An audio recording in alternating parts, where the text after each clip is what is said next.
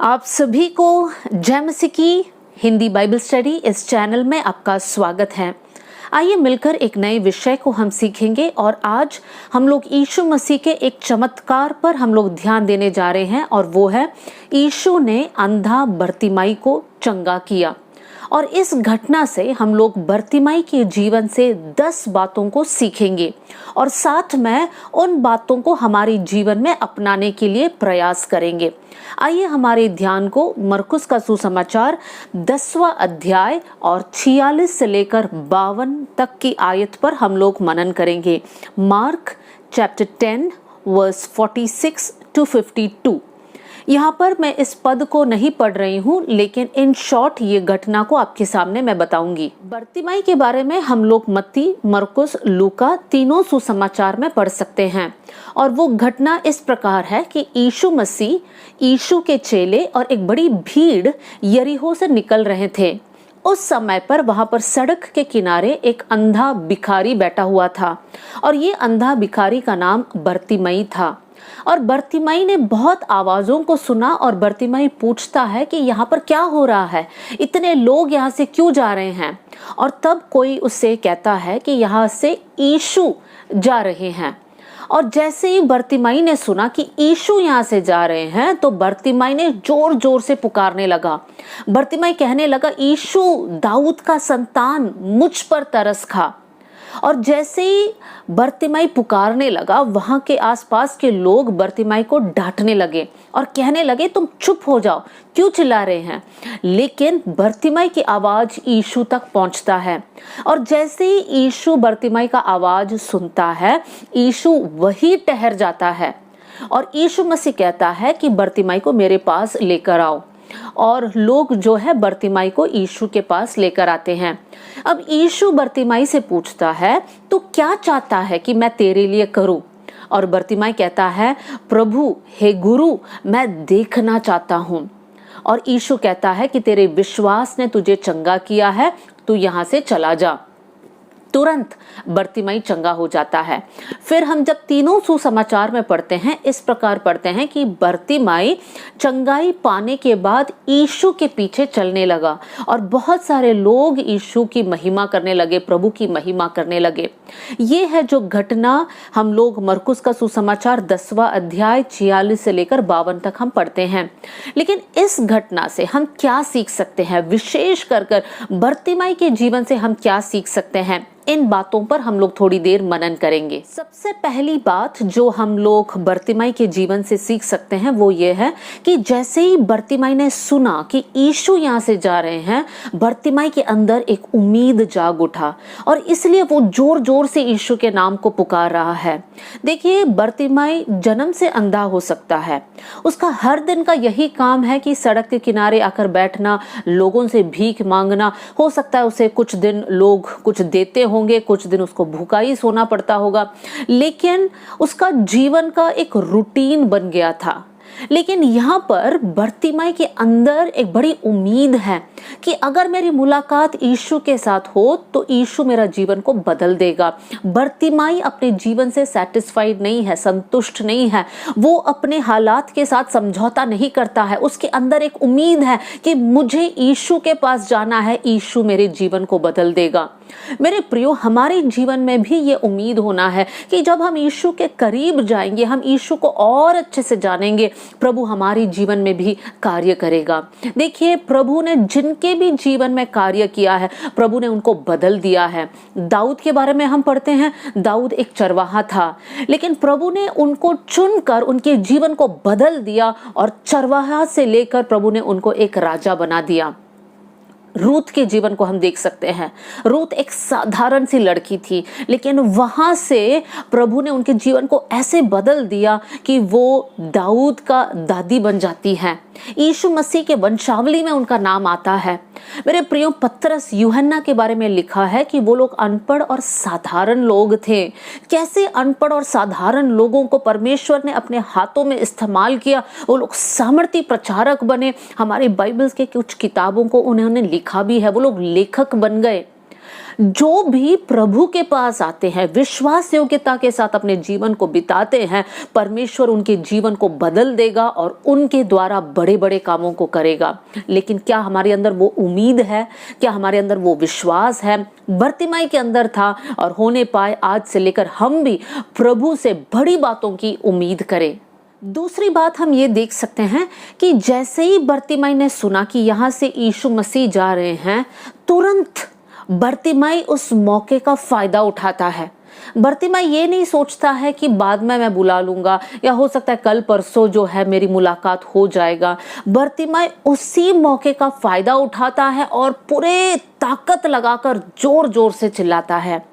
हमारे जीवन में भी हमें ये समझना है कि जैसे ही हमारे सामने कुछ मौका आता है, उस मौके को गंवाना नहीं है, हमें उस मौके का फायदा उठाना है। हो सकता है कोई भी एरिया में क्यों ना हो सकता है आपके सामने ऐसे एक इंसान आता है जो बहुत दुखी है, बहुत डिप्रेस्ड है और आपके अंदर पवित्र आत्मा प्रेरणा दे रहा है, उनसे बात करो, यीशु के बारे में उनको बताओ। तो उस मौके को गंवाना नहीं, क्योंकि हम नहीं जानते हैं कल उनके जीवन के साथ क्या होगा। हमें हर एक मौके का फायदा उठाना चाहिए। एक आयत आपको मैं बताना चाहती हूँ, 2 तिमुथियुस 4 अध्याय और 2 आयत में इस प्रकार लिखा है, समय और असमय में हमें तैयार रहना है। प्रभु के वचन को सुनाने के लिए पौलुस तिमुथियुस से इस बात को कहता है कि हर समय तैयार रहो। ये बात हम लोग भी हमारे जीवन में अपनाना है कि हर समय हम लोग तैयार रहे। अगर किसी के लिए दुआ करना है, किसी के साथ थोड़ी देर बैठकर प्रार्थना करना है, किसी के साथ वचन बांटना है, हर समय हम लोग तैयार रहे और हर एक मौके का फायदा उठाएं। तीसरी बात हम लोग देख सकते हैं, जैसे ही बर्तिमाई पुकारने लगता है, वहां पर बहुत सारे लोग हैं जो बर्तिमाई से कहते हैं कि तुम चुप हो जाओ। वो लोग बर्तिमाई को डांटते हैं। ये बात समझ नहीं आता है कि जो डांट रहे हैं वो भी तो यीशु के पीछे चल रहे हैं, तो क्यों वो लोग बर्तिमाई को डांट रहे हैं? क्या वो लोग यीशु पर विश्वास नहीं कर रहे? क्या वो लोग नहीं चाहते हैं कि बर्तिमाई ठीक हो जाए? लेकिन बर्तिमाई के जीवन से हम ये सीख सकते हैं कि लोगों के डांट सुनकर बर्तिमाई चुप नहीं रहता है, बर्तिमाई और जोर जोर से पुकारता है, कर वचन में लिखा है। देखिए मेरे प्रियो, जब हम लोग आत्मिक बातों में बढ़ने लगते हैं, बहुत सारी परिस्थिति ऐसे होता है जो हमें पीछे खींचता है। बहुत सारे लोग हमारे सामने आकर हमें गिराने के लिए, हमें डिस्करेज करने के लिए बहुत सारी बातों को कहेगा। लेकिन हमें बर्तिमाई से ये सीखना है कि लोगों की बातों को सुनकर हमें निराश होकर पीछे हटना नहीं है, विश्वास में कमजोर होना नहीं है। बर्तिमाई के जीवन से कितना अच्छा सीख है।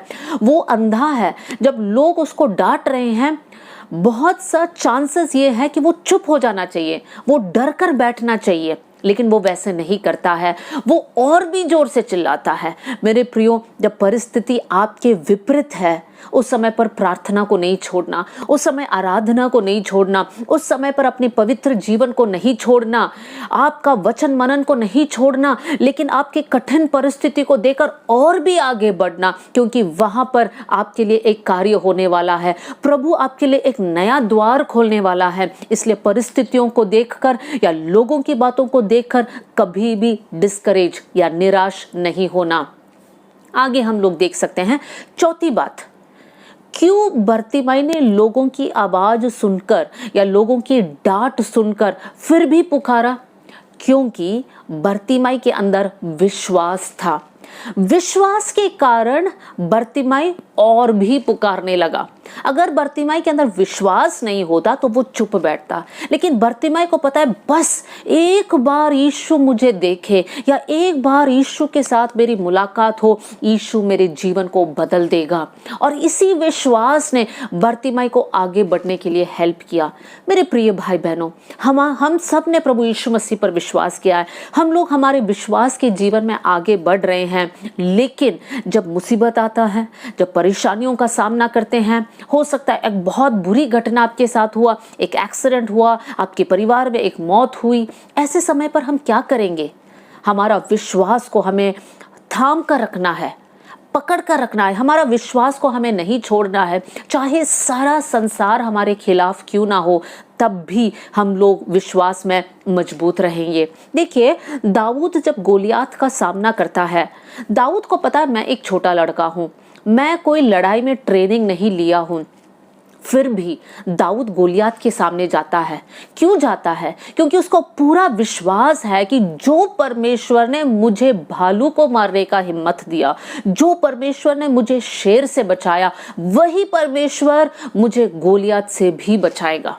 मेरे प्रियो, मेरा और आपका विश्वास किस पर है? क्या हमारे दोस्तों पर है? क्या हमारे धन दौलत, हमारे क्वालिफिकेशन पर है? मेरा और आपका विश्वास सिर्फ और सिर्फ परमेश्वर पर होना चाहिए।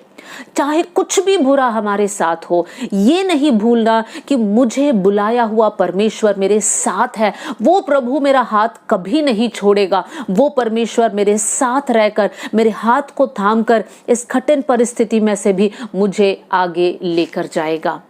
आगे हम देख सकते हैं, पांचवी बात हम ये देख सकते हैं कि जब बर्तिमाई अपने विश्वास में दृढ़ था, तब प्रभु ने उनकी परिस्थिति को बदल दिया। कैसे बदला? क्योंकि यहाँ पर कुछ लोग पहले बर्तिमाई को डांट रहे थे, कह रहे थे कि तुम चुप हो जाओ, लेकिन बर्तिमाई अपने विश्वास में दृढ़ रहा। इसलिए यीशु मसीह उन्हीं लोगों से कहता है कि बर्तिमाई को मेरे पास लेकर आओ। वही लोग जो बर्तिमाई को डांट रहे थे कि तुम यीशु के पास नहीं जाना, तुम चुप हो जाओ, वही लोग आज बर्तिमाई को यीशु के पास लेकर जा रहे हैं। वो क्यों हुआ? क्योंकि बर्तिमाई विश्वास में दृढ़ रहा। मेरे प्रियो, बहुत से वक्त हम परिस्थितियों को देखकर डर जाते हैं। हम संसार के साथ और हमारी परिस्थिति के साथ समझौता कर बैठते हैं और वहां पर परमेश्वर हमारे लिए कार्य नहीं कर सकता। लेकिन जब हम विश्वास में दृढ़ रहेंगे, तब परमेश्वर हमारे लिए, हमारी परिस्थितियों को बदलकर हमारे लिए नया रास्ता को खोलेगा। मेरे प्रियो, हम लोग शद्रक, मेशक और अबेदनगो के बारे में पढ़ सकते हैं। उनके सामने कठिन परिस्थिति, उनको या तो राजा ने बनाया हुआ उस मूर्ति के सामने दंडवत करना है, नहीं तो उनको आग में डाला जाएगा। उनको पता है कि परिस्थिति बहुत कठिन है, लेकिन वो लोग क्या कहते हैं? वो लोग कहते हैं कि हमारा परमेश्वर हमें बचाएगा। अगर नहीं भी बचाएगा तो भी हम लोग विश्वास के साथ समझौता नहीं करेंगे। मेरे प्रियो, हमें दृढ़ रहना है। बहुत से वक्त हम लोग परिस्थितियों को देखकर आराधना छोड़ देते हैं। बहुत से वक्त हम लोग जो है निराश होकर प्रार्थना छोड़ देते हैं। लेकिन मेरे प्रियो, हमें दृढ़ रहना है। हमारी परिस्थितियों को बदलना हमारा काम नहीं है और हमसे वो हो भी नहीं सकता, लेकिन वो परमेश्वर का काम है। जब हम विश्वास में दृढ़ रहेंगे, परमेश्वर हमारे लिए अद्भुत कार्यों को करेगा। तो आज हम ये डिसाइड करें कि हम लोग वचन में, विश्वास में दृढ़ रहे। इतना ही नहीं, बर्तिमाई इसलिए दृढ़ रहा क्योंकि बर्तिमाई के पास वचन का एक ज्ञान था। हम देख सकते हैं, जब बर्तिमाई यीशु को पुकारता है, वो सिर्फ यीशु करके नहीं पुकारता है। वो कहता है, यीशु दाऊद का संतान, मुझ पर तरस खा। बर्तिमाई को कैसे पता यीशु दाऊद का संतान है, दाऊद के वंशावली में है? यहां पर हम देख सकते हैं, बर्तिमाई के पास वचन का ज्ञान है। उसने सुना होगा कि फरीसी लोग, वहाँ के शिक्षक, वहाँ के शास्त्री लोग ऐसी सारी बातें डिस्कस कर रहे हैं, लोगों को सुना रहे हैं कि एक मसीहा आएगा। फरीसी लोग यीशु को नहीं पहचान पाए, लेकिन यहाँ पर बर्तिमाई है, भले उसका शारीरिक आंख बंद है, फिर भी वो अपनी आत्मिक आंख से देख पाया कि यीशु दाऊद का संतान है। और उतना ही नहीं, बाद में जब यीशु के सामने जाता है, बर्तिमाई यीशु को हे रब्बी, मतलब हे गुरु करके पुकारता है। देखिए मेरे प्रियो, अगर हमारे अंदर विश्वास होना है, अगर हमें विश्वास में मजबूत रहना है, तो जरूरी है कि हमारे अंदर वचन का ज्ञान भी हो। तो क्यों ना हम ये डिसाइड करें, प्रभु आपका वचन को हम लगातार पढ़ेंगे, वचन के ज्ञान को हम पाएंगे, वचन के अनुसार हम चलेंगे। आगे हम लोग देख सकते हैं, छठवीं बात हम देख सकते हैं कि जैसे ही यीशु ने बर्तिमाई को बुलाया, बर्तिमाई तुरंत उठ गया। यहाँ पे लिखा है शीघ्र उठ गया और उसने कपड़ा फेंककर यीशु के पास गया। ये कौन सा कपड़ा है? हम समझ सकते हैं कि क्योंकि बर्तिमाई भीख मांगता था, हो सकता है वो एक कपड़ा बिछाकर उसके ऊपर बैठा हो या उसके सामने वो कपड़ा रखा हो ताकि लोग जो भीख डाल रहे वो उस कपड़े पर गिरे। यहाँ पर हम देख सकते हैं जैसे ही बर्तिमाई को ये मालूम पड़ा कि यीशु मुझे बुला रहे हैं, बर्तिमाई वो कपड़ा उठाकर फेंकता है। बर्तिमाई को मालूम है जब यीशु के पास मैं जाऊंगा तो मुझे इस कपड़े की जरूरत ही नहीं पड़ेगा। मेरे प्रियो, कितना बड़ा विश्वास है। और ये जो बात है कि कपड़े को उठाकर फेंक देना, इसका मतलब ये है कि बर्तिमाई को मालूम है यीशु के पास जाना है तो पुरानी बातें मुझे नहीं चाहिए, यीशु मेरे जीवन को बदल देगा। मेरे प्रियो, जब हम भी यीशु के पास जाते हैं, बहुत सारी बातों को उठाकर हमें फेंकना है। हमारे घमंड को, हमारे अहंकार को, हमारे हर प्रकार की नाराजगी को, एक दूसरे को माफ नहीं करने वाला स्वभाव, हमारे बीच में जो भेदभाव है, जात नात का भेदभाव, ये सारी बातों को हमें उठाकर फेंकना है, उसको कूड़ा समझना है। पौलुस कहता है जो भी मेरे लिए लाभ था आज मैं उसको मेरा हानि समझता हूँ। पौलुस के पास इतनी सारी बातें हैं घमंड करने के लिए, लेकिन पौलुस कहता है इन सारी बातों को मैं कूड़ा समझता हूँ। मेरे प्रियो, आज हमारे जीवन में जो जो सांसारिक बातों को हम लेकर पकड़ कर बैठे हैं, उन सारी बातों को हमारे जीवन से उठाकर फेंकना है। धन के प्रति जो प्रेम है, जो लालच है, दूसरों को जो नीचे गिराने का एक आदत हमारे अंदर है, या दूसरों के बारे में बुरा बोलने का जो स्वभाव है, ये सारी बातों को हमारे जीवन से उठाकर फेंकना है। साथ में हमने ये भी देखा कि बर्तिमाई शीघ्र यीशु के पास जाता है। मेरे प्रियो, अगली बात हम ये सीख सकते हैं कि जब यीशु हमें बुलाता है, हमें तुरंत यीशु के पास जाना है, वहां पर देर नहीं करना है। कितनी बार पवित्र आत्मा ने हमारे मन में कुछ कुछ बातें करने के लिए कहा है, लेकिन हम उसमें देर करते हैं। हो सकता है प्रभु की आत्मा ने आपके अंदर ये बात डाला है कि कुछ दिन का उपवास लेकर प्रार्थना करो, लेकिन हम उस बात को टाल देते हैं, अभी नहीं बाद में, अब हमें इन दिनों में ज्यादा भूख लगती है, या हमारा शरीर कमजोर है, या हमारे पास वक्त नहीं है। मेरे प्रियो, प्रभु की आत्मा ने अगर कुछ बात डाला है उसको शीघ्र करना है, तुरंत करना है, देर नहीं करना है। शीघ्र करने में ही प्रभु की आशीष हमारे जीवन में हो सकता है। गड़बड़ी नहीं करना है, हड़बड़ी भी नहीं करना है, लेकिन जो भी करना है उसमें देर नहीं करना है, विलंब नहीं करना है। तो मेरे प्रियो, जो जो बातें निकालना है और साथ में प्रभु की बातें सुनकर शीघ्र उसको मानना है। 8वीं बात हम लोग देख सकते हैं, बर्तिमाई को पता था कि उसे क्या चाहिए। जब यीशु के पास बर्तिमाई आता है तब यीशु बर्तिमाई से पूछता है कि तू क्या चाहता है मैं तेरे लिए करूं। और बर्तिमाई यहाँ पर कहता है प्रभु मैं देखना चाहता हूँ। क्या यीशु को नहीं पता कि बर्तिमाई क्या चाहता है? यीशु को पता है, लेकिन फिर भी यीशु पूछता है और बर्तिमाई एक सही जवाब देता है। देखिए मेरे प्रियो, बहुत से वक्त हम लोग ऐसे भी बाइबल में पढ़ते हैं जहाँ पर यीशु पूछता है कि मैं क्या करूं, और वो लोग जो है उनको पता नहीं उनको क्या चाहिए। एक इंसान के बारे में हम पढ़ सकते हैं जो बेथेस्दा के कुंड में पड़ा था, 38 साल से वो बीमार था, और यीशु से पूछता है क्या तू चंगा होना चाहता है? और वो जो जवाब में ये नहीं कहता है कि हाँ प्रभु मैं चंगा होना चाहता हूँ, वो ये कहता है कि प्रभु जब इस कुंड के पानी को हिलाया जाता है कोई मेरे साथ नहीं है, कोई मेरी मदद करने के लिए नहीं है कि मुझे उस पानी में पहुंचाए। देखिए यहाँ पर एक इंसान है जो सवाल का जवाब नहीं दे रहा है, लेकिन बर्तिमाई जानता है उसे क्या चाहिए। बर्तिमाई ये नहीं बोल रहा है कि प्रभु मैं अंधा हूँ, मेरे माता पिता का मदद करने वाला कोई नहीं है, आप उनके लिए घर बना के देना, उनकी ज़रूरतों को पूरा कर देना, मैं तो कैसे भी जी लूँगा प्रभु, लेकिन उनका ख्याल रखना। बर्तिमाई ऐसा नहीं कहता, बर्तिमाई को पता है उसे क्या चाहिए।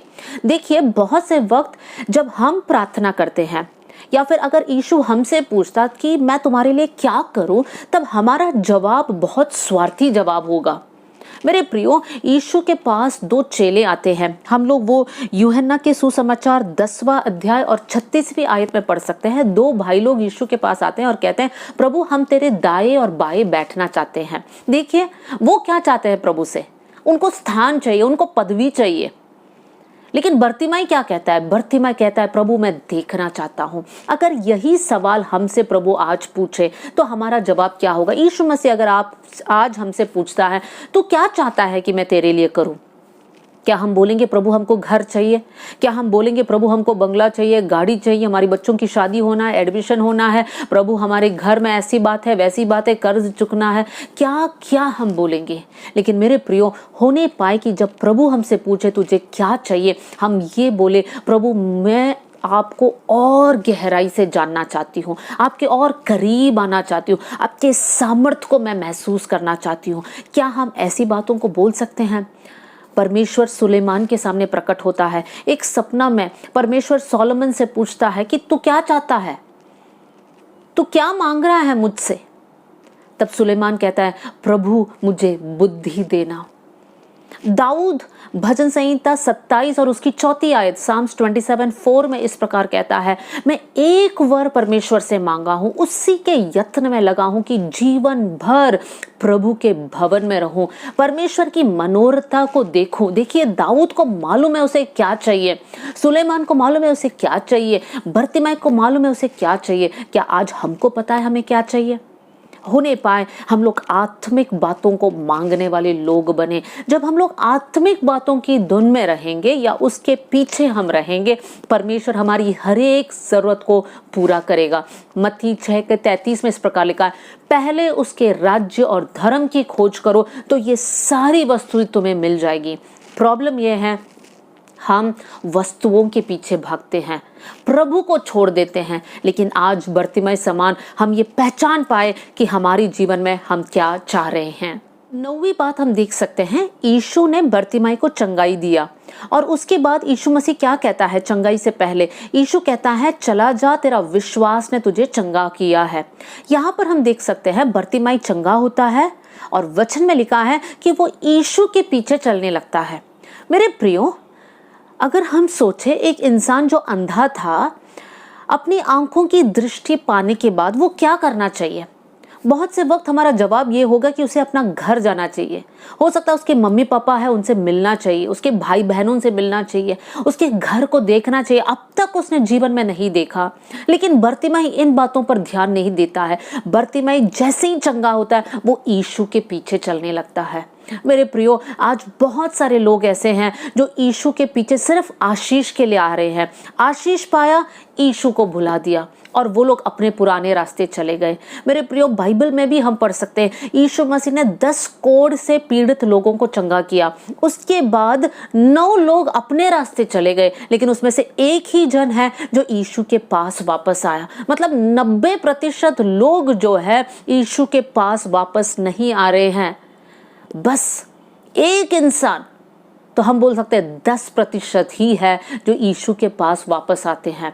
मेरे प्रियो, हम लोग बर्तिमाई के जीवन से ये सीखे कि आशीष पाने के बाद आशीष देने वाला परमेश्वर को हम ना भूलें, लेकिन आशीष पाने के बाद हम उस परमेश्वर से ज्यादा प्रेम करें। 10वीं बात हम लोग ये देख सकते हैं कि जैसे ही बर्तिमाई ठीक हो जाता है, हम लूका के सुसमाचार में पढ़ सकते हैं, जितने लोग थे वो लोग प्रभु की महिमा करने लगे। बर्तिमाई के जीवन के कारण दूसरे लोग बर्तिमाई को देखकर प्रभु की महिमा कर रहे हैं। कितनी अच्छी बात है। हमारे जीवन में भी ऐसे ही होना है। जब प्रभु हमारे जीवन में कार्य करता है, तब लोग हमारे जीवन को देखकर परमेश्वर की तारीफ करना चाहिए। हम क्या चाहते हैं? लोग हमें देखें, हमारी तारीफ करें, लोग ये कहे वाह तुमने ये कैसे किया, आपने ये कैसे किया। लेकिन मेरे प्रियो, हमारा जीवन का मकसद ये होना चाहिए कि हर समय हर पल लोग हमारे जीवन को, हमारे स्वभाव को, हमारे चरित्र को देखकर परमेश्वर की महिमा करें, ना कि लोगों की महिमा। मेरे प्रियो, क्या आज आप ये चाहते हैं कि आपके जीवन के द्वारा परमेश्वर की महिमा हो? क्यों ना हम बर्तिमाई के जीवन से सीखे हुए ये 10 बातों को हमारे जीवन में हम अपनाएंगे और प्रभु के लिए हम जिएंगे। एक छोटी सी दुआ आपके लिए करना चाहती हूँ। स्वर्गीय पिता, आज का वचन के लिए धन्यवाद प्रभु। वचन के अनुसार हम लोग चलने पाए प्रभु। हम दुआ करते आपकी उपस्थिति हमारे साथ रहे प्रभु। बर्तिमाई समान प्रभु हमारे जीवन में भी आपके प्रति एक भूख रहे, एक प्यास रहे, हम विश्वास में दृढ़ रहे प्रभु जी। आपका वचन का एक अच्छा ज्ञान हमारे अंदर रहे प्रभु जी। हम परिस्थितियों को, लोगों की बातों को सुनकर विश्वास से पीछे ना हटे प्रभु जी, लेकिन जो जो बातें हमारे जीवन से उठाकर फेंकना है वो सारी बातों को फेंक कर प्रभु हर एक बात को शीघ्र मानकर आपके पीछे चलने वाले बन जाए। प्रभु हम बस यही चाहते हैं कि आपकी महिमा हमारी जीवन के द्वारा होने पाए, वचन सुनने वाले हर एक भाई और बहन पर आपका आशीष उतरने पाए। प्रभु आपने हमारी प्रार्थना सुन ली, इसलिए धन्यवाद। आदर और महिमा आपको देते हुए यीशु के नाम से हम मांगते हैं, amen. God bless you all. जय मसीह की।